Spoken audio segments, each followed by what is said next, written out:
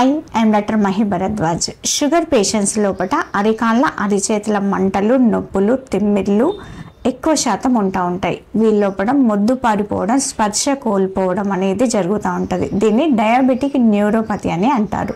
దీంట్లో స్టేజెస్ ఉంటాయి అన్నమాట. మొదటి దశలో అరికాళ్ళ అరిచేతుల మంటలు, తిమ్మిర్లు, మొద్దు బారిపోవడం అనేది అప్పుడప్పుడు వస్తూ ఉంటుంది. సెకండ్ స్టేజ్లో అయితే రోజులో ఒకసారి లేదా రాత్రులు ఎక్కువగా వస్తూ ఉంటుంది. థర్డ్ స్టేజ్లో అయితే విపరీతమైన నొప్పులతో పాటు తిమ్మిర్లు, స్పర్శ కోల్పోవడం అనేది జరుగుతూ ఉంటుంది.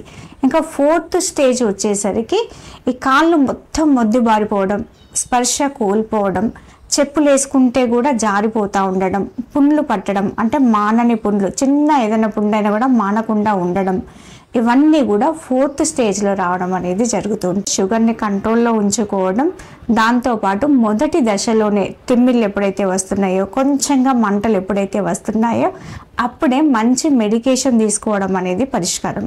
హోమియోలో చక్కని పరిష్కారం ఉంటుంది. తప్పకుండా ట్రై చేయండి.